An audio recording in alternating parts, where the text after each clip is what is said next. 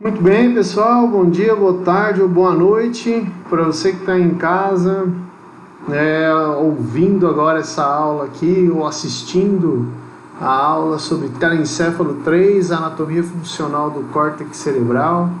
É uma das aulas que eu mais gosto, particularmente. É uma das aulas que geralmente a maioria dos alunos gostam. É interessante, chama bastante atenção, tá? Eu espero que vocês façam bastante proveito.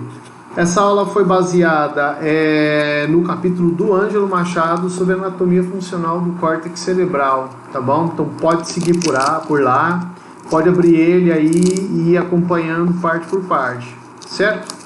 Para poder entender bem essa parte, é bom que você tenha entendido bem córtex, tá? Então, não entendeu bem córtex, tira dúvida, manda e-mail, manda mensagem, que eu tô aí para poder ajudar, tá? Fala com a galerinha da LAN, que a gente está aí para poder tirar as dúvidas de vocês, tá bom?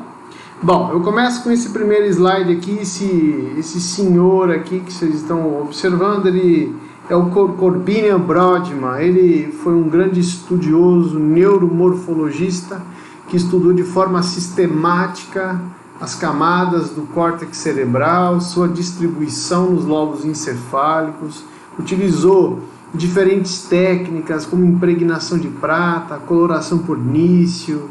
Ele fez tudo que técnica de Golgi também, que também envolve a prata, para fazer citoarquitetura, que é o que se tinha naquela época, né? Então ele usou e abusou bastante disso. E fez um estudo enorme, com várias páginas aí que ele dissecou e demonstra as particularidades do córtex cerebral. É claro que ele julga funcionalmente algumas áreas, tá? No próprio trabalho dele, ele faz alguns julgamentos, mas ele não sabe exatamente as funções, ele não sabia exatamente todas as funções. Ele julgava pela quantidade de célula, né? E que ele acertou muito bem, né? Que ele, de fato, o que se tinha de conhecimento naquela época, ele deu uma apreciada, melhorou, deixou bem melhor. Bom? Então, Brodmann foi um cara aí que estudou bastante córtex cerebral. Ele descreveu o que nós conhecemos hoje em dia, que são as 52 áreas de Brodmann, tá? Então, cada área do encéfalo tem uma característica celular diferente, e ele, então, deu um número para cada área, tá? Ele deu um número para cada região, já que tinha um aspecto diferente, então ele foi e deu uma numeração. Então, tanto na vista dorsolateral como na vista medial, você observa, por exemplo, nesse esquema aqui, que tem a numeração de área por área, tá? É certo que nós não vamos observar área por área, né? Todas as áreas, mas nós vamos falar de algumas, tá?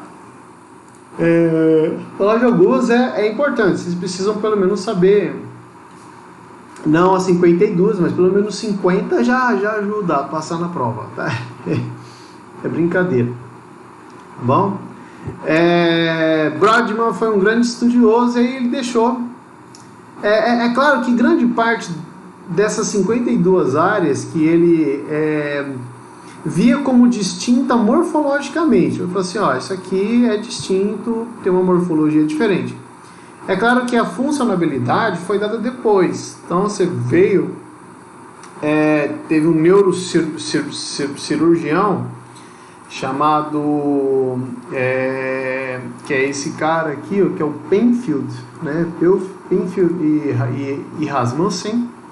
Eles foram neurocirurgiões envolvidos no estudo do córtex cerebral, né? Então eles tinham que abrir o crânio para fazer neurocirurgia, eles aproveitavam para pôr uma pipeta e uma pipeta com uma ponta de aço com um eletrodo, e ele ia estimulando a área cortical. Conforme ele estimulava, ele viu uma reação motora ou uma reação sensitiva. Essa reação sensitiva a pessoa expressava para ele. Aqui está fazendo cosquinha no meu pé, aqui está fazendo cosquinha na minha coxa, aqui está fazendo cosquinha no meu braço. E aí ele foi descrevendo tudo que ele constatou, tá bom? Por isso que o homúnculo de Penfield ficou muito famoso, tá bom? Muito bem. Nós vamos segmentar essa aula de acordo com as áreas corticais, tá? Eu pretendo dividir ela pelo menos em 2 partes, para não ficar muito monótono, né? Então, passou de 40 minutos, o vídeo também ele fica muito pesado, tá? Então eu vou até uns 40 e poucos minutos, aí eu posso fazer uma parte B um pouco mais curta, tá bom?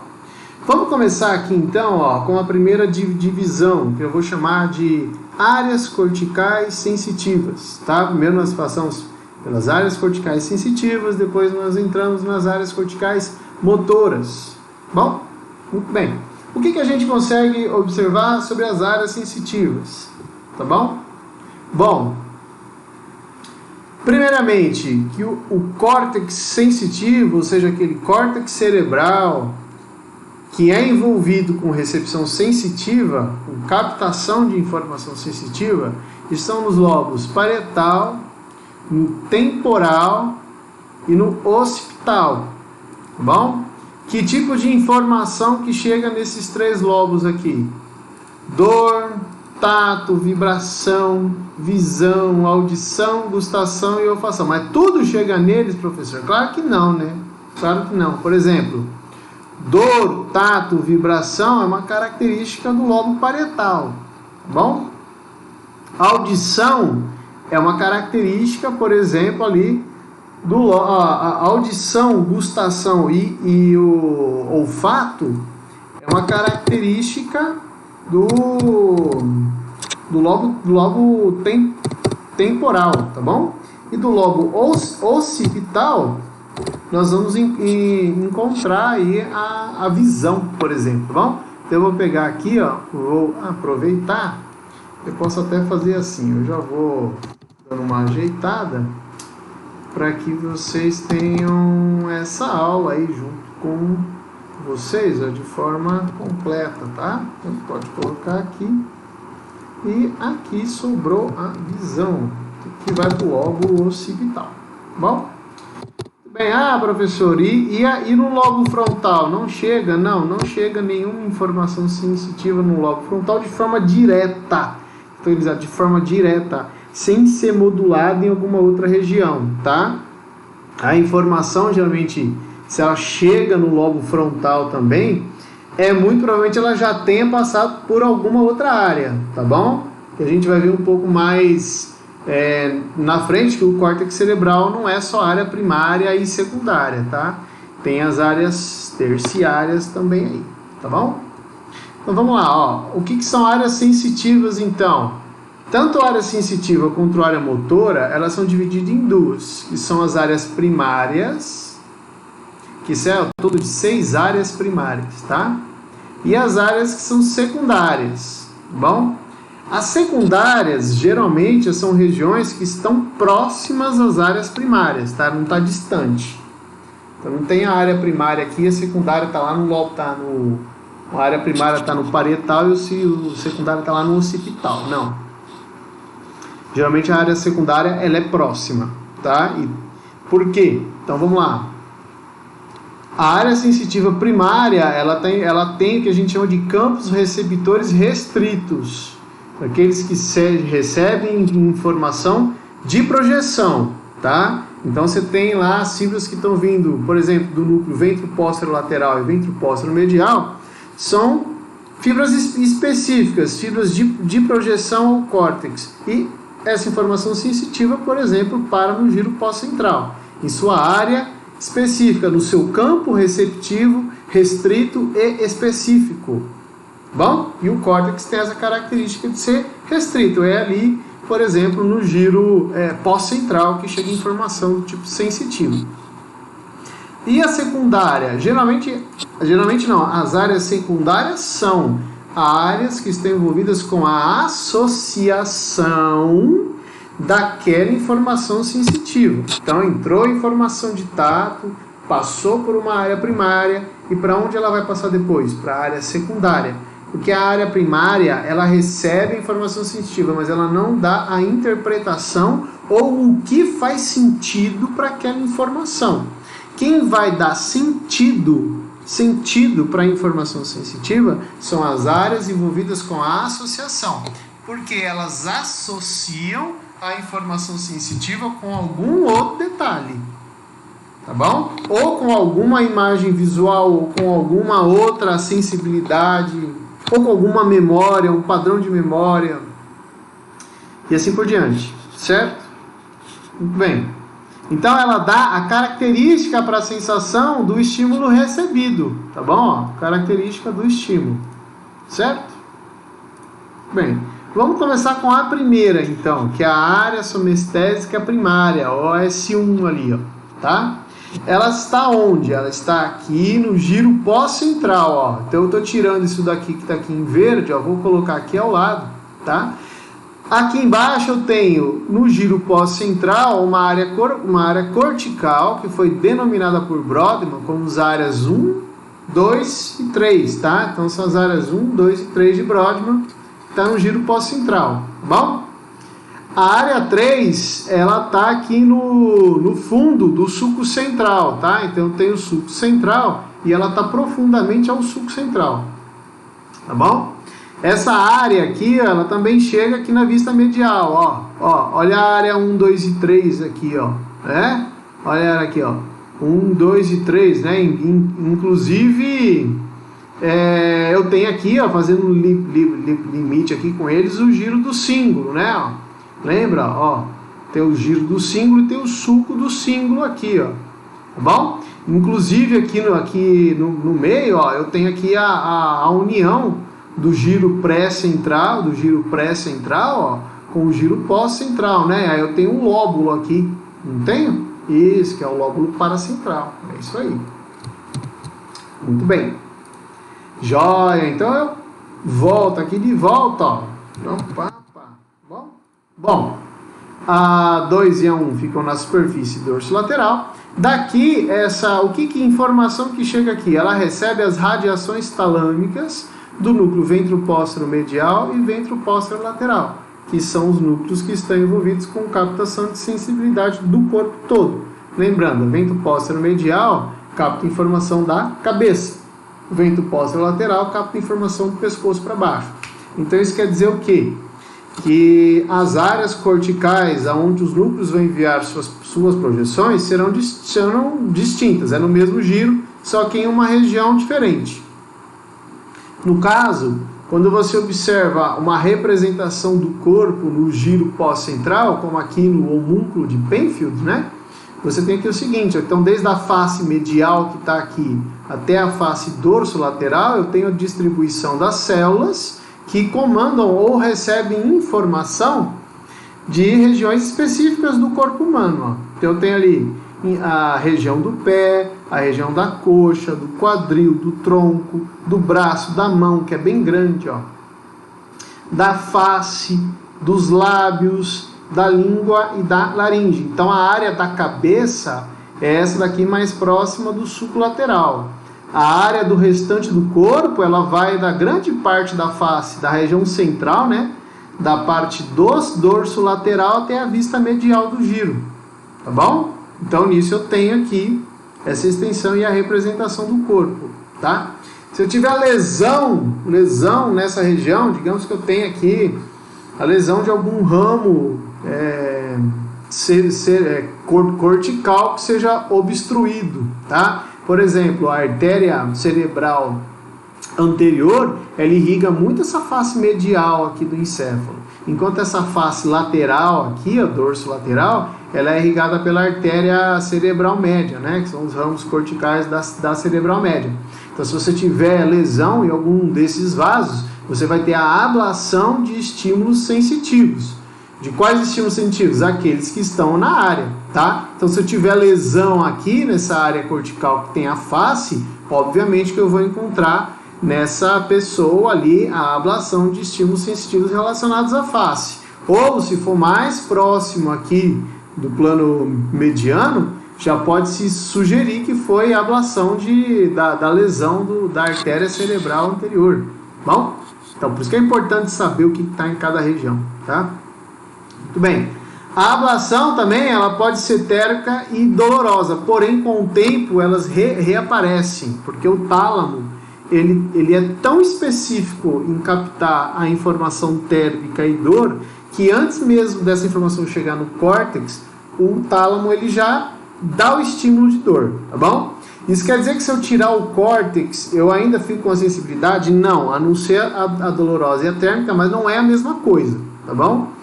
É importante dizer também que se você tirar o tálamo, o córtex também fica bagunçado, ele não recebe a informação sensitiva e é a mesma coisa que nada, tá? Pode ser que essa informação sensitiva, ela acabe criando outros caminhos para chegar até o córtex sensitivo primário, tá? Mas isso são outros casos. Mas dizendo de forma assim grosseira, se eu tiver uma lesão no tálamo, a informação chega no córtex. Se eu tiver informação no córtex, o que sobra é muito pouco. Geralmente o que sobra é só o que o tálamo consegue responder, tá bom? Mas nem é a mesma coisa, tá? Tenham isso em mente.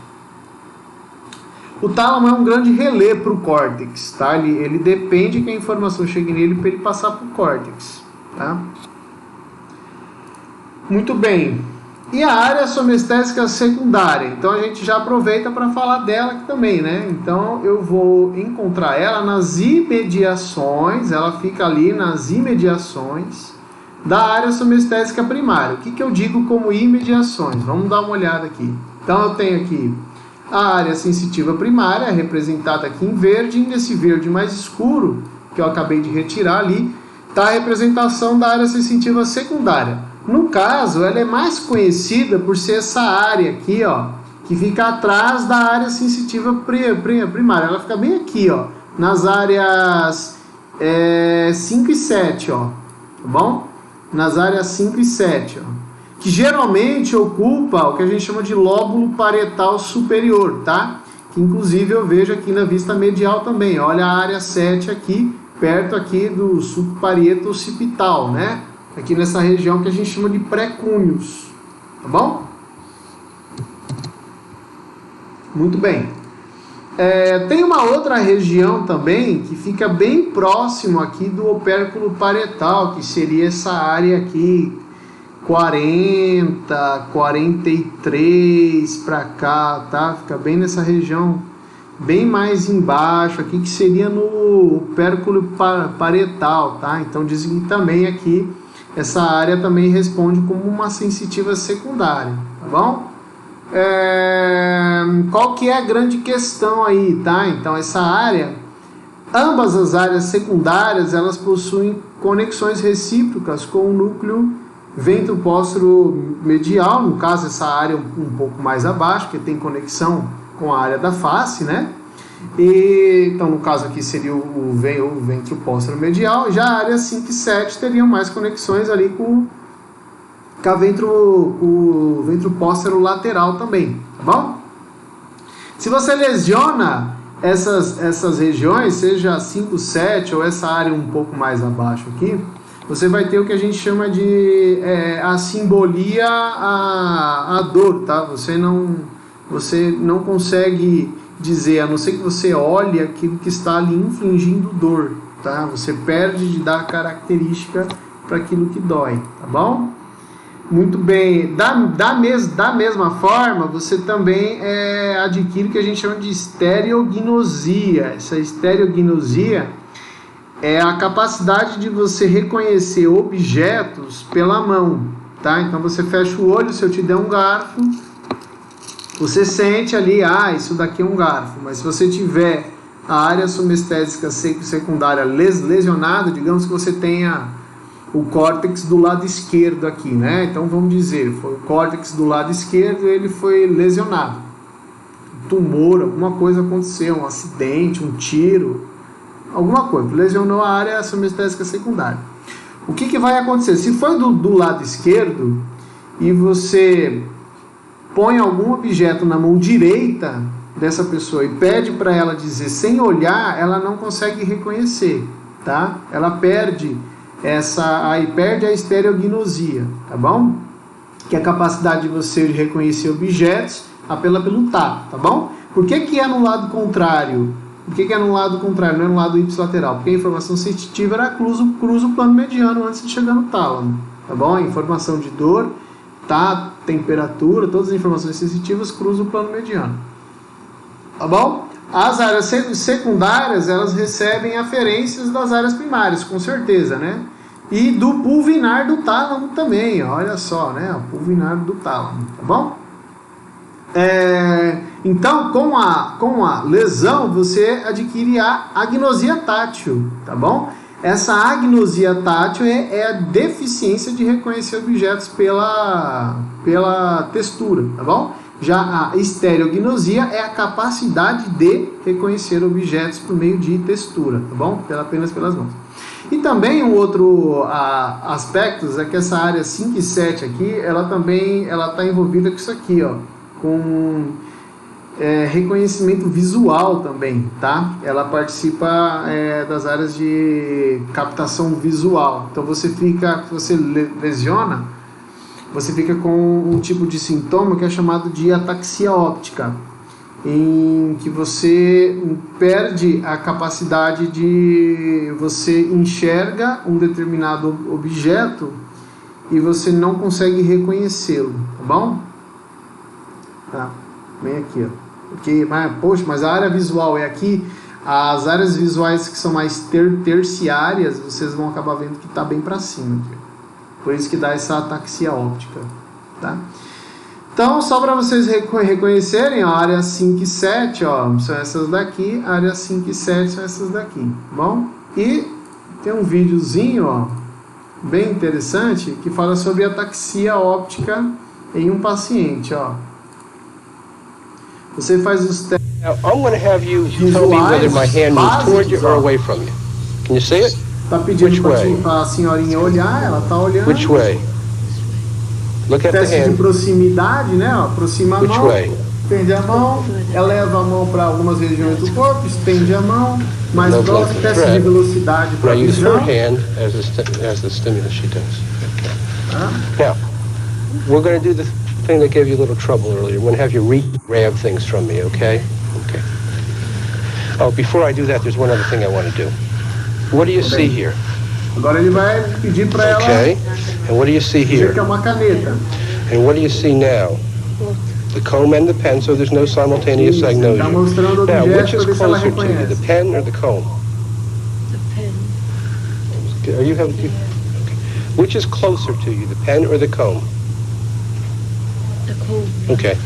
I'm going to mix them up and try it again. Which is closer Aí to ele you, the pen or mistura the e comb? pergunta qual que é a caneta, qual que é a Okay. vassoura. Which is closer to you, the pen or the comb? The pen. Very Vai good. fazer teste de proximidade. Está atrás ou está à frente? Agora os testes com a ação visual. Now we're going to do some reaching. Está pedindo para ela pegar o objeto You com a weren't mão. looking at Ó. it. Did you see it? You just did it. Okay. Just grab. Com a mão Okay. Grab esquerda. the hammer. Agora, pedindo para ela pegar com a mão esquerda. Ó. Can you see it? Ela see it? vê, mas ela não consegue direcionar o braço. Can you Ó. see it over here? Okay, try it down here now. Can you grab it? That's good. Okay, good. Let go. Now try with this hand. Grab it with that hand. Com a outra mão, Down. ela não tem Now with this hand, grab it. dificuldade, tá?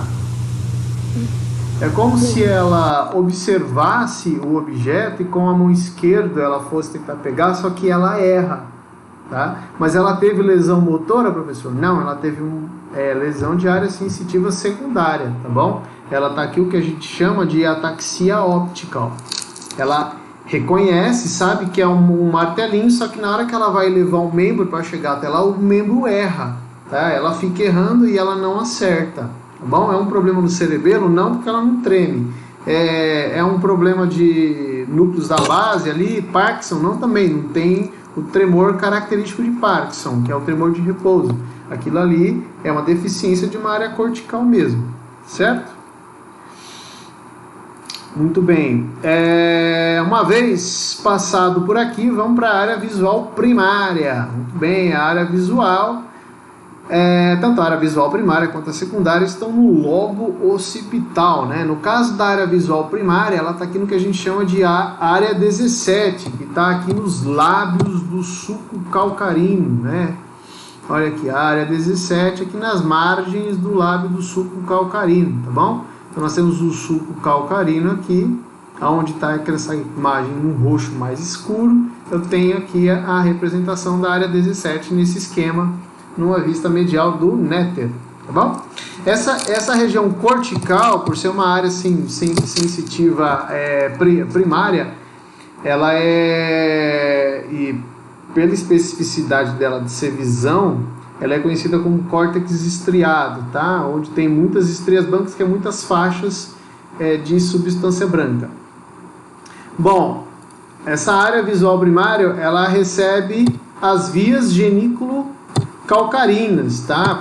Tem os tratos genículo-calcarinas ali, que são as fibras que estão saindo dos corpos geniculados e indo em direção ao córtex visual primário. Também é chamado de radiações ópticas, tá? São as radiações ópticas que conduzem a informação do corpo geniculado até a área visual primária, bom?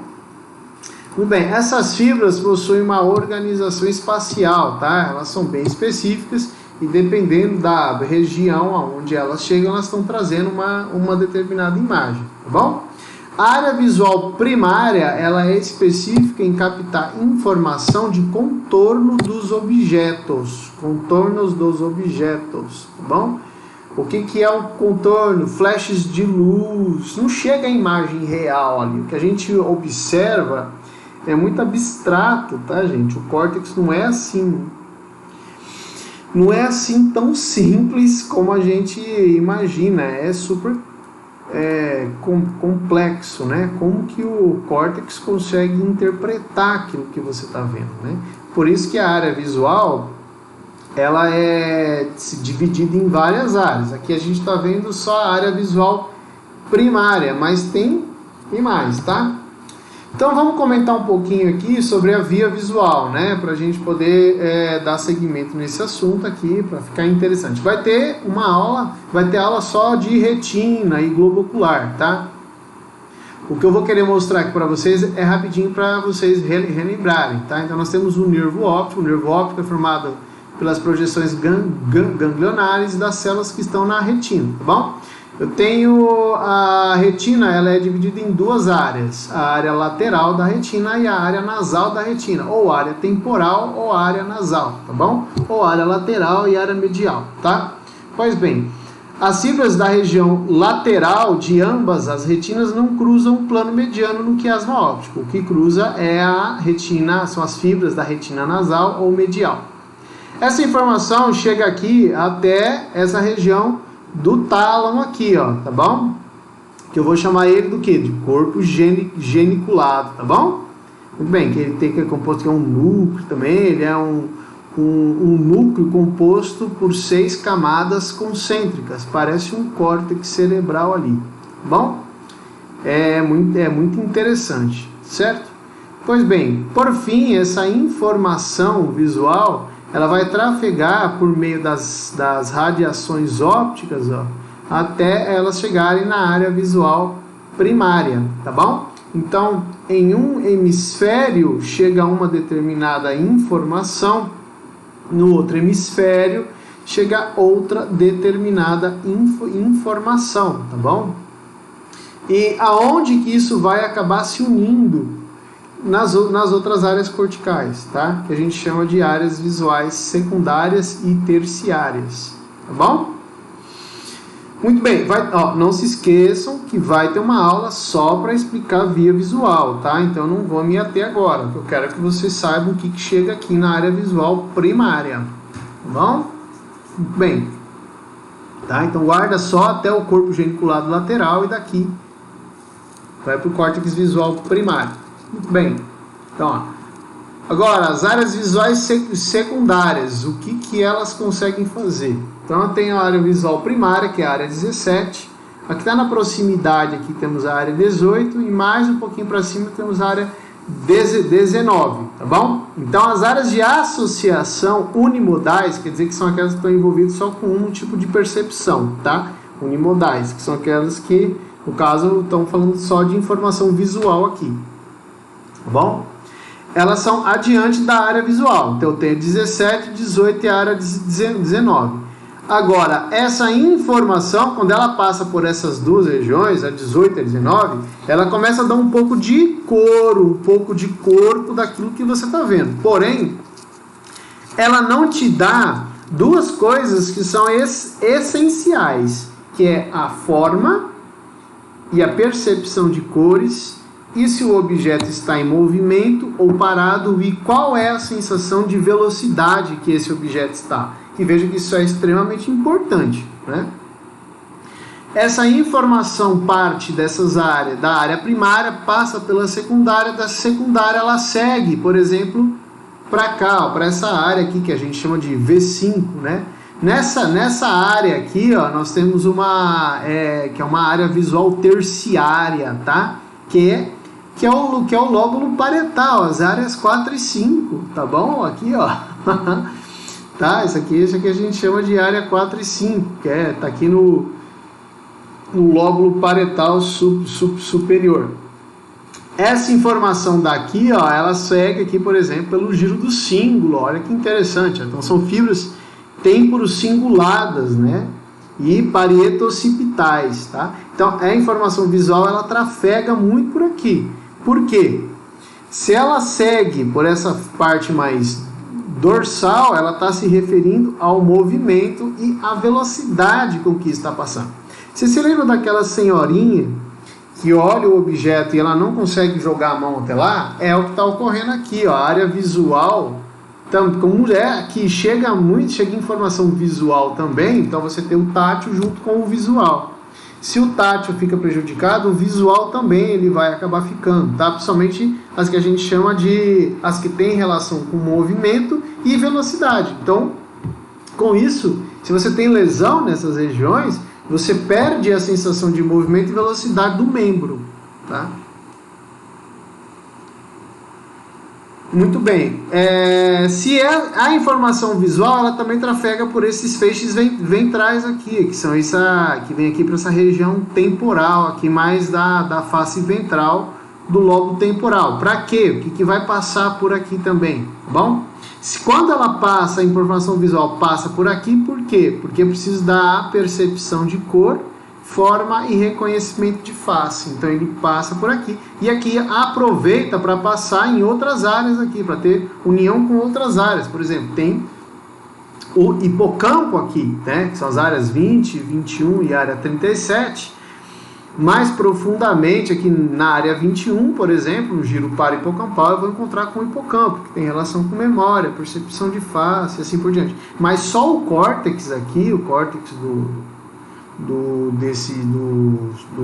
lobo temporal, nessa face inferior, ela já te ajuda com a percepção de cor, forma e face, tá bom? Essas outras áreas aqui, ó, elas são conhecidas como áreas visuais secundárias, terciárias, quaternária e quinquenária. Essa é a área visual 2, 3, 4 e 5, tá bom? Que tá aqui, ó, tá nesse slide, ó, inclusive, ó. Área visual primária, a área visual primária ela passa para cá, ó, passa por isso aqui, pela área temporal medial. Essa informação ela pode trafegar para cá, vindo em direção a essa região cortical mais alta, que é para que se unir com informações de vias visuais do tipo espacial, tá bom? Relacionando com a posição do movimento, cenas relacionando o objeto com a cena, e ainda a análise de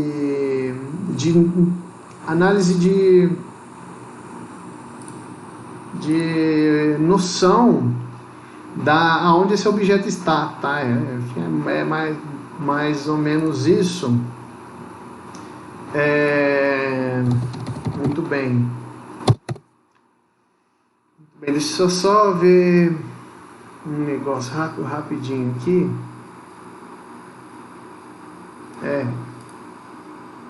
Essa área aqui visual, ela tem relação com a aceleração, tá? Que é a análise de aceleração, isso, exatamente. Já essa área aqui é mais ventral, ela vai ter relação com a percepção de cor, face, forma e face, tá bom? Dorsal, aceleração, ventral, reconhecimento de cor, face e assim por diante, tá bom?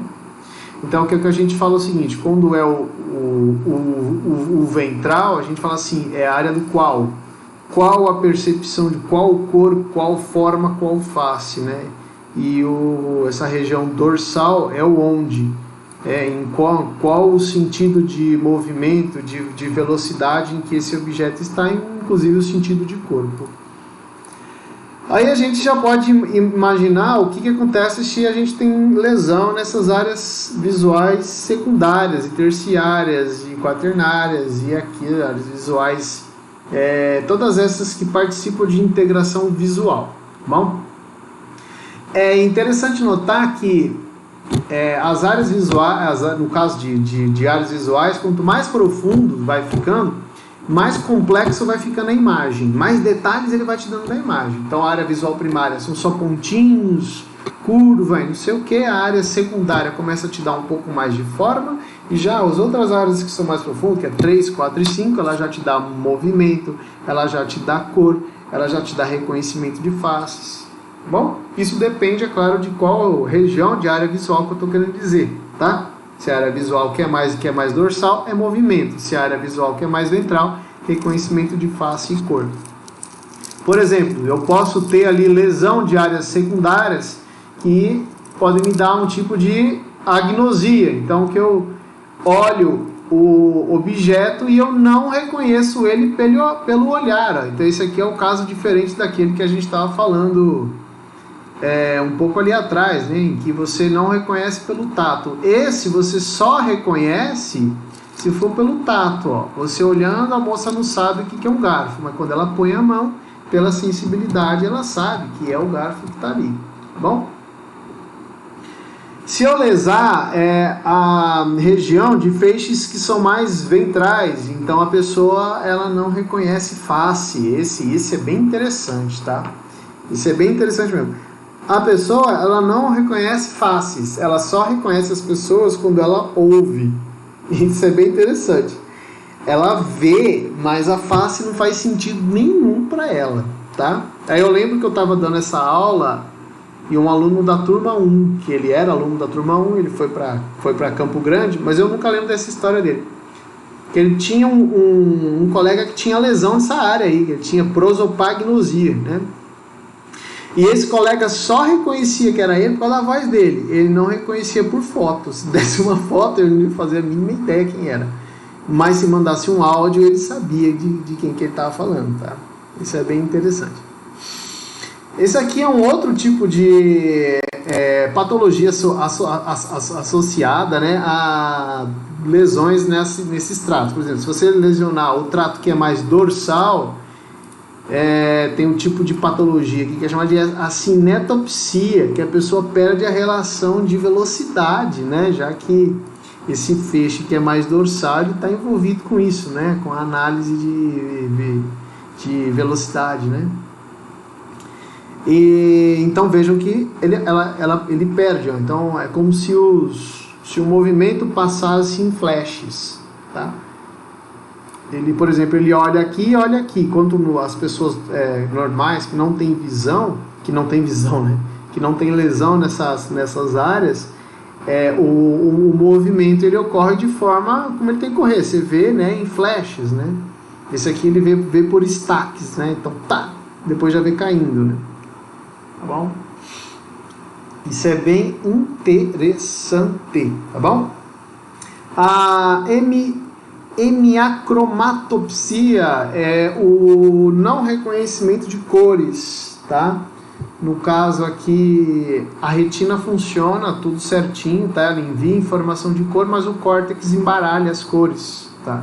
O córtex cerebral ele não reconhece, então ele acaba demonstrando o que deveria ter várias cores, como essa banca de frutas, ela acaba tendo cores, apenas tem uma ou duas cores, ó, tá? Tem um livro que agora eu acabei esquecendo o nome do livro, mas é de um neurologista muito famoso aqui. Deixa eu fazer uma busca rápida aqui.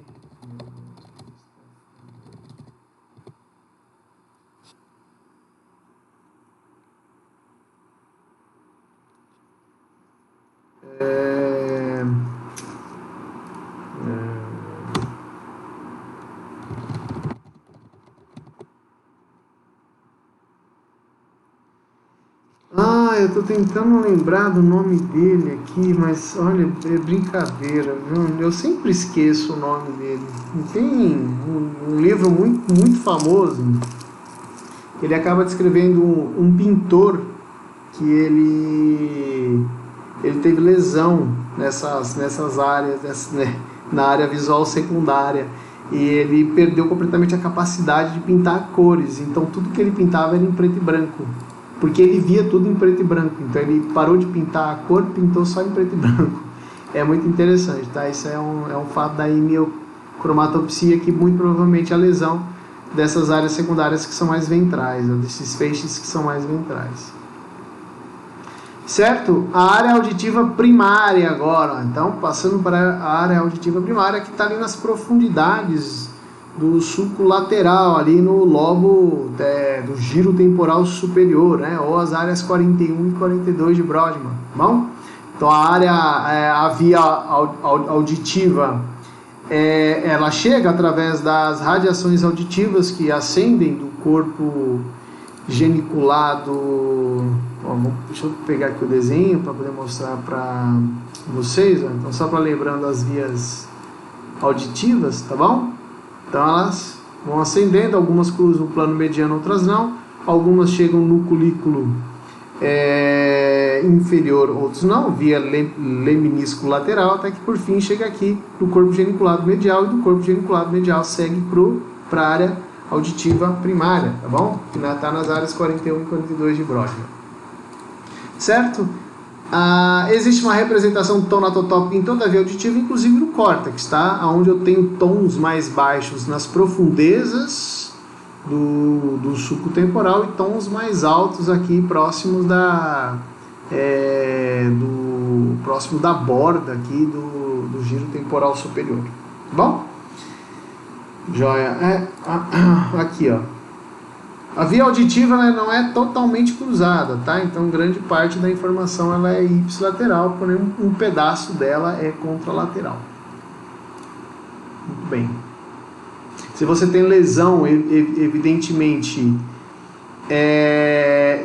nessa área auditiva primária, você tem uma deficiência na localização do som, porque ele entra por uma orelha e ativa outro córtex. Então, se uma orelha não está funcionando, você perde esse racional de aonde que está vindo esse som, mas é o máximo, tá? E você tem uma diminuição bilateral da audição, tá? Mas você não perde completamente a audição, tá bom? Já a via auditiva secundária é essa via auditiva que está aqui nas bordinhas, ó, da área 41 e 42, que está na área 22, né? Que a gente disse que é a área 22 de Brodmann, tá bom? Então, ela recebe tipos especiais de informação auditiva, como, por exemplo, compreensão da fala, né? A compreensão da fala, por exemplo, ela é do hemisfério dominante. Então, se a pessoa ela é destra, a compreensão da fala está no hemisfério esquerdo. E se a pessoa é canhota, muito provavelmente ela estará no hemisfério direito. O hemisfério que não é dominante, na grande maioria das vezes, fica para sons, reconhecimento de sons ambientais e de melodias, tá bom? Mas isso não quer dizer que a informação não chegue nos dois hemisférios, porque chega, tá? Eu estou querendo dizer em questão de reconhecimento ou área visual ou área auditiva secundária, tá bom? Se você lesiona dá o mesmo sintoma que dá em todas as áreas secundárias, é uma agnosia, tá bom? Ou é uma agnosia, no caso, uma agnosia auditiva, em que a pessoa ouve, ela tem a sensação de que ela está ouvindo, ela tem a sensação de que ela ouve a fala, mas ela não reconhece, não faz ideia daquilo que a pessoa está dizendo, tá? A pessoa está falando, ela não reconhece. Isso que a gente chama de agnosia auditiva. A mesma coisa que ela está acostumada com muito som e de repente ela perde a compreensão, ela não perde o ritmo, perde em qual nó, geralmente a pessoa pode ser uma pessoa que reconhece muito bem sons e perde essa capacidade, tá bom? Muito bem. Na área da face, são as áreas 40, 21 e 22, ó. São essas áreas aqui, ó. Na área 22, 40 e 41 aqui, ó. 40, 21 e 22, ó. Então 22 e área 40 aqui, ó. Tá bom? E a área 21 que tá aqui. Essas daqui seriam as áreas vestibular primárias, tá bom? Isso aqui foi uma das áreas corticais, uma das últimas áreas corticais a serem reconhecidas, tá bom? Até então se suspeitava, mas não tinha-se a certeza de que realmente existia uma área vestibular primária. E encontraram ela com estudos de ressonância magnética funcional. Bom, chega informação de sensibilidade proprioceptiva, né, da própria captação do estímulo vestibular, né, de posição de cabeça e orientação no espaço. Bom, a área olfatória primária também foi uma das áreas que não faz muito tempo que descobriram ela, tá? Assim como a área gustatória primária, que é a próxima que eu vou falar.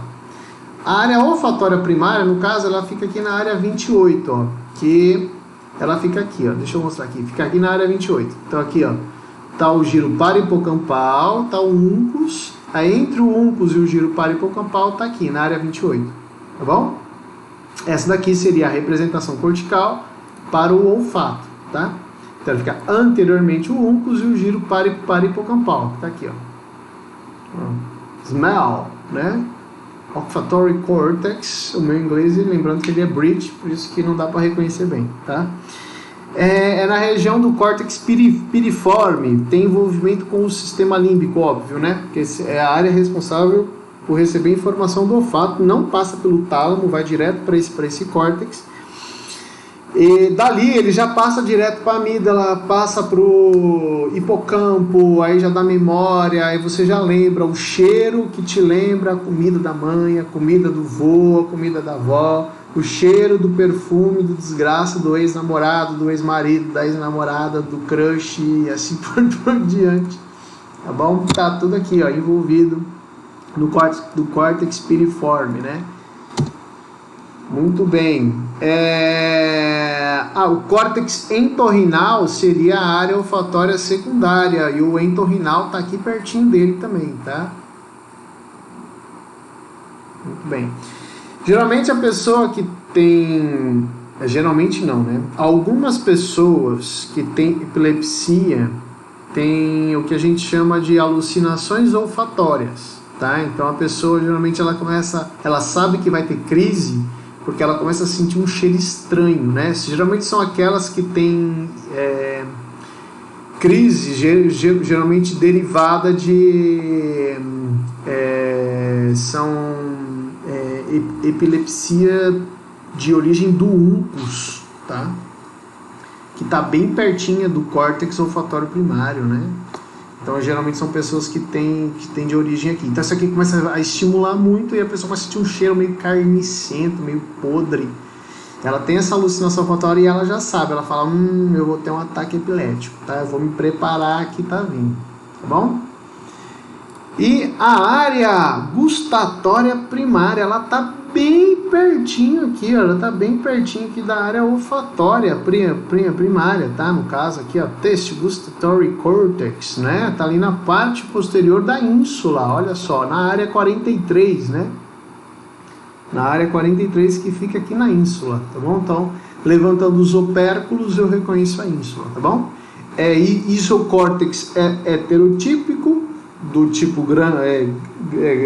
granular, o que acaba evidenciando que é uma área sensitiva primária. Bom, é interessante que apenas quando você, apenas a visão ou imaginação da comida, nossa, eu vou chegar em casa e vai ter uma pizza, vou chegar em casa, um hamburgão, né? Pedir um hamburgão para comer, só de imaginar você já começa aí a estimular a área gustatória primária, tá bom? E aqui também chega informação, ó, olha que interessante, ó. Nessa área também chega informação do olfato e da área somestésica da boca, tá bom? Então chega informação aqui também. Somestésica da boca. Recebe fibras do núcleo ventropóstero-medial, tá? Então informação de gustação também passa por aqui, tá? Aí você tem, pode ter em crises, pessoas que têm epilepsia, pode ter alucinações gustatórias também aqui, se a origem da epilepsia foi próxima aqui, tá? Pode ser alucinação gustatória, que é a sensação de boca, de gosto de cabo de guarda-chuva, né? Aquele gosto esquisito, tá bom? Ela tem conexão com o lobo frontal, que muito provavelmente seria a região órbito frontal aqui embaixo, ó, seria a sua área gustatória secundária, tá? A área olfatória primária e a área gustatória primária, elas vão acabar projetando as suas informações para as regiões que são muito próximas, tá? Que são aquelas de interpretação de sabor e cheiro, tá? E algo que é muito interessante que acaba acontecendo é que, assim, quando a pessoa ela perde a capacidade de cheirar, ela perde o paladar, mas em vias periféricas não tem relação nenhuma entre as duas vias, é sério, não tem relação nenhuma. Então, o que acontece? É em via cortical, tá bom? Então, no córtex, as áreas primárias das duas são muito próximas, mas as outras áreas para quais elas vão se projetar acabam sendo as mesmas. Então, o que vai acontecer na hora que você interpretar o sabor? Você perde na hora de você interpretar o sabor, você depende do olfato e você perde essa capacidade de interpretação, uma vez que o olfato ele é muito precioso para te dizer aquilo que você vai comer. Você reconhece as coisas pelo cheiro. Você sabe se a carne ela é gordurosa, se ela está gostosa. Ou carne no caso, né? Mas se o alimento que você quer comer, ele está saboroso. Tá? O cheiro ele te ajuda muito. E se você perde o cheiro, é a mesma coisa que nada. Tá? Que não fala que chega no córtex, não chega informação nenhuma. Então aquilo que você põe na boca não é o suficiente para dizer para o córtex o que você está comendo. Por isso que a comida fica sem gosto. Tá bom? Muito bem. A partir desse ponto, a gente já chega nas áreas corticais motoras, tá bom? E daqui para depois são as áreas de associação terciária. Então eu vou estar parando a aula aqui. Tá? Eu vou parar aqui, ó. 52 minutos. Já falei bastante.